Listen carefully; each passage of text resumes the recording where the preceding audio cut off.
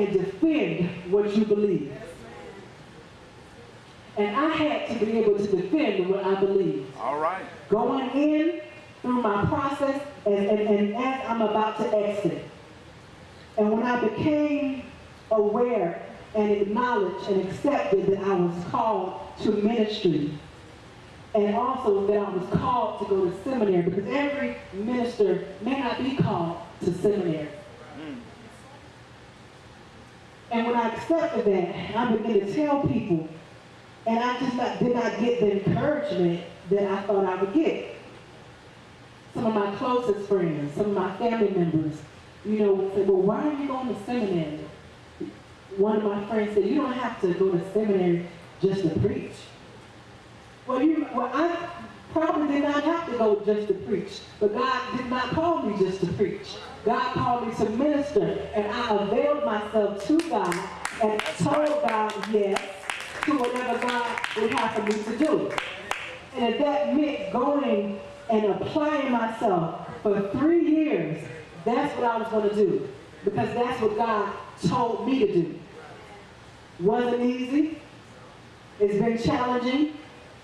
I don't know what all God has in store for me when I come out, but it's my trust, it's my faith. That's my own story.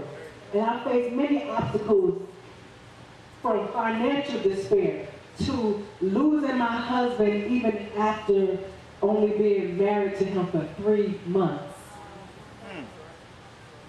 We got married in December of 2005, and Sister Erica can be a witness because she was at my wedding party. And, how can you trust God when I believe I heard God to go forth with this marriage? And since then, God has given me confirmation that yes, I told you to do that. And yes, I have more in store for you. That took a lot of faith from me. I was a young 26-year-old widow and just turned 26. And I truly thank God for the peace of God that surpasses all understanding. And you won't know what that type of peace is until you get into a situation. I know. You won't know what it really means to trust God until you're in a situation that causes you to trust God. Even before that, I was in an accident that many people don't know about. Oftentimes, I wear long sleeves, and until you catch me short sleeves, you won't recognize that I have some long-term scars on my arm from a major traumatic car accident that I was in back in 2001. And if I ever think I want to forget, I look at scars and know where God brought me from. Because they had to use the jaws of life to open up the car. I did not recognize and realize that I was in a car accident until they were getting us out of the car with the jaws of life. Did not even realize I was in a car accident. And to not even realize that I was in a car accident, my life could have been gone just that quick. And I cannot say that I was living a life pleasing to God at that time where I was ready to leave this earthly place. So I thank God for that. And that is something that happened in my past that allows me to reflect where God has brought me from. Many people don't know about that story, but if I showed you the pictures in which I saved, you would be saying, whoever was in that car, I know it's not still living. I was in the passenger seat, and my classmate from undergraduate school was driving, and we were hit so bad that she had to be hospitalized and had to remain in ICU for 6 months, sedated for 6 months. She had to learn how to walk again. She had to learn how to use her hands and her limbs again. She had to be fed. She had to be washed. She could not, and I was in that same car with her. So when I think about that, I can say, God, I trust you because of the severity of that accident. She almost lost her life. And I was right next to her. And when I think of the goodness of Jesus, I know what it's like to trust God. I know what it's like to trust God. And no, God does not make you do anything. Yeah. He didn't make Abraham go and sacrifice his son. God will not make you do anything. God will only allow you to make your own choice. God is a gentleman, and he will allow you to make your own decisions. And I thank God for even that, allowing you to make your own decisions, because he could have easily said, well, no, this is my only son. This is the son that you promised me. Why would you tell me to go and sacrifice this child? What kind of God would do that? As I was sitting here in the service today, I saw the many children, and it came to me to sing, I'll Say Yes, Lord. I'll Say Yes, Lord, because I learned that song as a child. And God, I really do believe that God wants us to have childlike faith. I do believe that he wants us to have child, because children are at a state of innocence when they can trust in any given moment, and they're just true and they're pure. And I thank God for having childlike faith and the things that I've had to overcome to develop that childlike faith. I vowed to the Lord that after I lost my husband, I would not remain in a state of depression. Because sometimes, you know, as saints and as leaders in the church, we don't want to admit that we get depressed sometimes. But I'll admit that on today that I did go through bouts of depression. I did go through moments of feeling down, but I did not stay there. I didn't stay there, and that's what's important, because as humans, you will have times when you get depressed about the situation that you're going through in your life. But you need to know that you don't need to stay in the depression. So I thank God for my mind on today. I thank God for the peace that God has given me.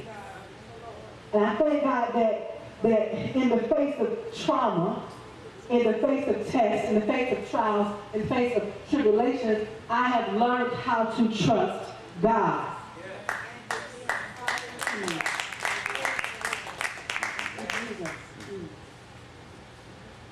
We are in a state or a country, an economy, a government where we have finally gotten to the place where we have a black president. And we thank God for our black president, or should I say our president of color. But that's not where your trust should be.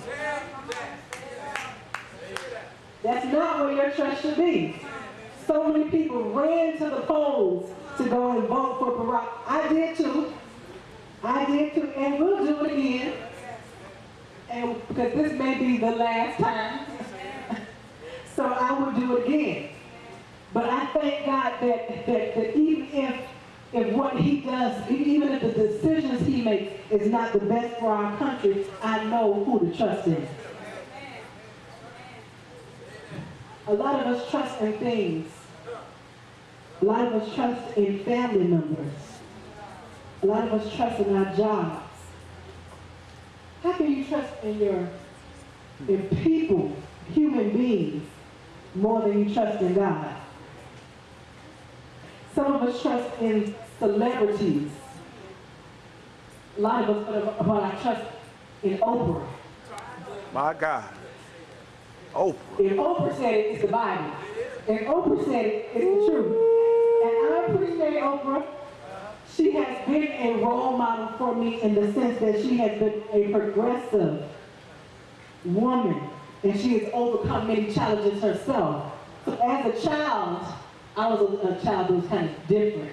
When I was about their age, when they used to ask me who did I want to be like, I wanted to be like Oprah. But Oprah, millionaire. Oprah was a celebrity. Right. Oprah was, to some people, God sent for African Americans.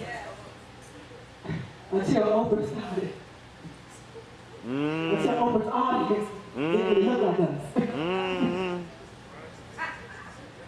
But we thank God for people that we can look to for examples, but through their faith journey. If it takes that, because you probably can't relate to Abraham.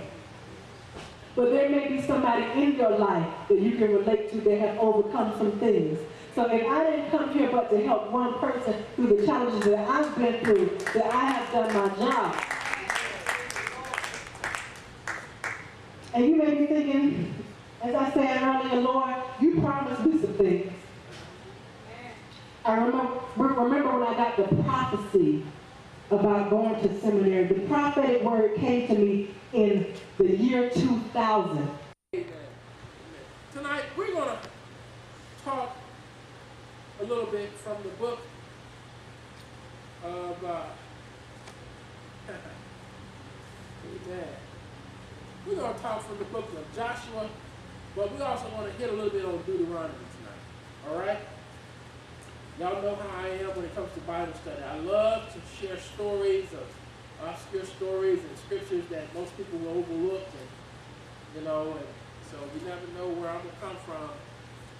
Amen. And I encourage you to always try to come to Bible study, because some of my best messages come in Bible study. When I don't do so good on Sunday, I make up for it on Wednesday night. Amen. Amen. I love the Word of God. I love teaching. Amen. I'm glad to see some of our young men here from the neighborhood. Say your name again. Farrington, okay. Who? Felton. Deontay, what's his name? Felton. That's right. Deontay is a member here. He's been in Chicago, amen, Illinois, amen. And we thank God for them being here.